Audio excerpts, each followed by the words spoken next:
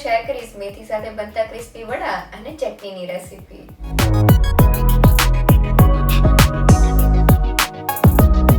તો આ વડા ફક્ત 10 થી 15 મિનિટમાં બની જાય છે અને આપણે તેને કોઈ પણ જાતના સોડા કે ઈનોના ઉપયોગ વગર ફૂલેલા અને બહારથી એકદમ ક્રિસ્પી અને કુરકુરા તૈયાર કરશું।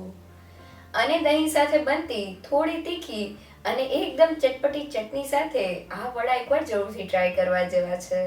તો ચાલો રેસીપી શરૂ કરીએ। લખેલી રેસીપી વિડીયો સાથે જોવા માટે ગૂગલ પ્લે સ્ટોરમાંથી ડાઉનલોડ કરો નેહાસ કુકબુક એપ। સાથે મારી ચેનલને સબસ્ક્રાઇબ કરી બેલ આઇકોનને જરૂરથી દબાવો નવા રેસીપી વિડીયો સૌથી પહેલાં જોવા માટે। ક્રિસ્પી કુરકુરા ને એકદમ ટેસ્ટી વડા બનાવવા માટે મેં અહીંયા 2 કપ જેટલા મમરા લીધેલા છે। તો વડાના મિક્સરમાં થોડા મમરા એડ કરવાથી સોડા કે ઈનોના ઉપયોગ વગર પણ આપણા વડા એકદમ ફૂલેલા અને અંદરથી સોફ્ટ બનશે। અહીંયા તમે મમરાની જગ્યાએ 1 કપ જેટલા પોહા પણ લઈ શકો છો। તો હવે મમરા ડૂબે તેટલું પાણી એડ કરીને મમરાને ફક્ત 5 મિનિટ માટે પલાળી દઈએ। મમરાને પલાળવાથી તે એકદમ સોફ્ટ થઈને વડાના મિક્સરમાં ભળી જશે।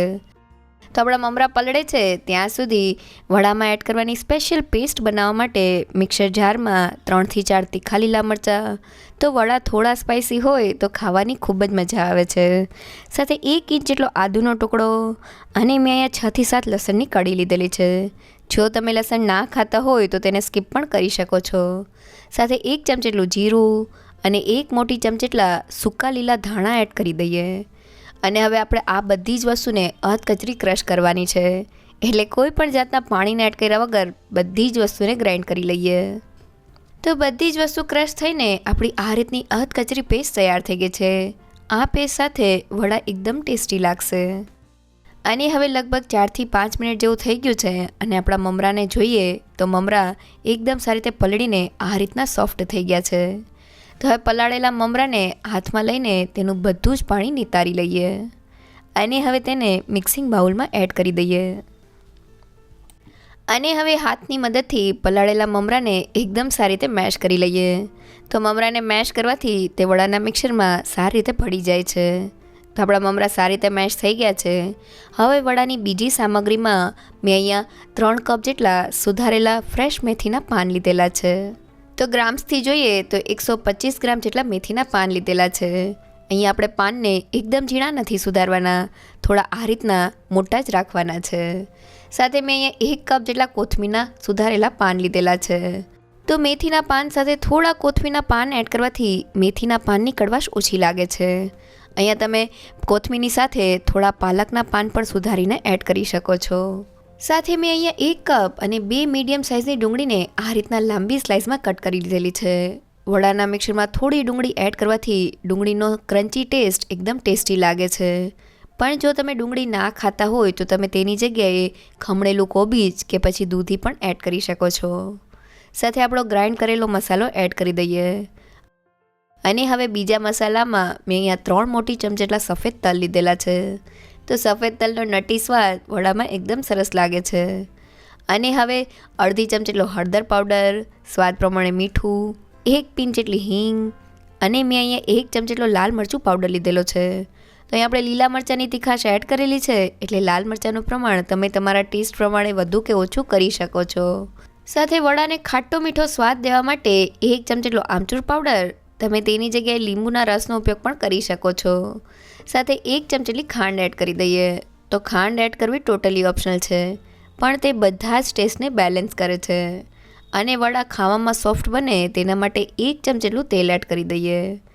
અને હવે હાથની મદદથી બધા જ મસાલાને મેથીમાં સારી રીતે મિક્સ કરી લઈએ।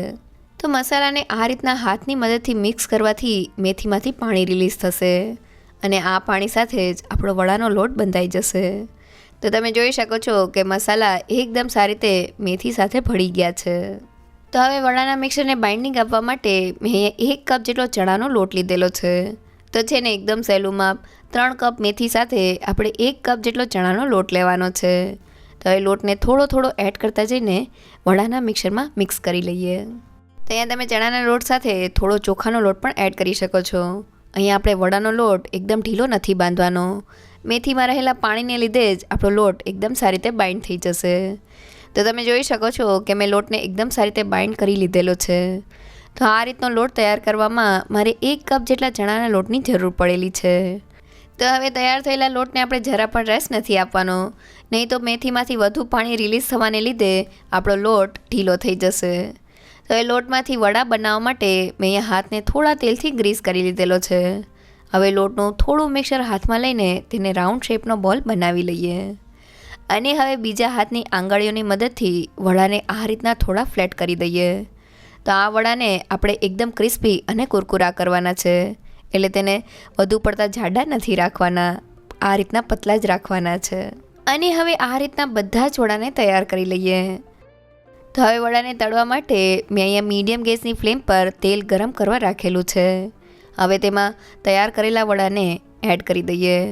તો આપણે શરૂઆતમાં વડાને પલટાવાની ઉતાવળ નથી કરવાની, તે થોડા નીચેની બાજુથી તળાય પછી આ રીતના ઝારાની મદદથી તેને બંને બાજુ પલટાવતા જઈને ગોલ્ડન બ્રાઉન અને ક્રિસ્પી થાય ત્યાં સુધી તળી લઈએ. તો વડાને તળતી વખતે આપણે એ વાતનું ખાસ ધ્યાન રાખવાનું છે કે આપણે ગેસની ફ્લેમ વધુ પડતી હાઈ નથી કરવાની, નહીં તો વડા બહારથી તો ક્રિસ્પી થઈ જશે પણ અંદરથી કાચા રહેશે અને ધીમા ગેસ પર વડા તેલ એબ્ઝોર્બ કરીને સોગી થઈ જશે. તો લગભગ 5 થી 7 મિનિટ જેવું થઈ ગયું છે અને વડા બંને બાજુથી એકદમ સારી રીતે તળાઈને ઉપરથી ક્રિસ્પી અને કુરકુરા થઈ ગયા છે. તો હવે તળાયેલા વડાને ઝારામાં લઈ લઈએ જેથી વધારાનું બધું જ તેલ નીકળી જાય.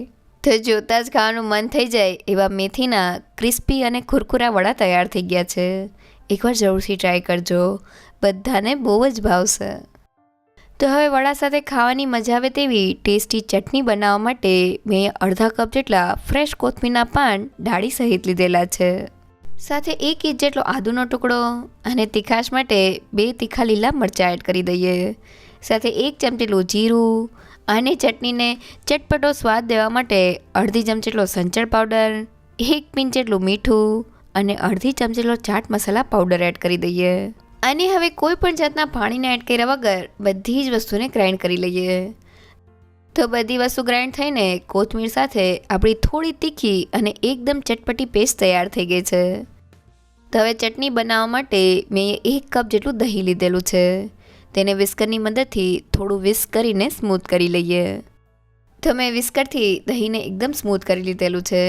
તો હવે દહીંમાં તૈયાર કરેલી કોથમીર મરચાંની તીખી અને ચટપટી પેસ્ટ એડ કરી દઈએ અને તેને સારી રીતે મિક્સ કરી લઈએ.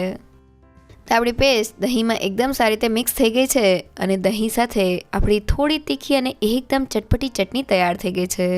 એકવાર જરૂરથી ટ્રાય કરજો, વડા સાથે તે એકદમ ટેસ્ટી લાગે છે.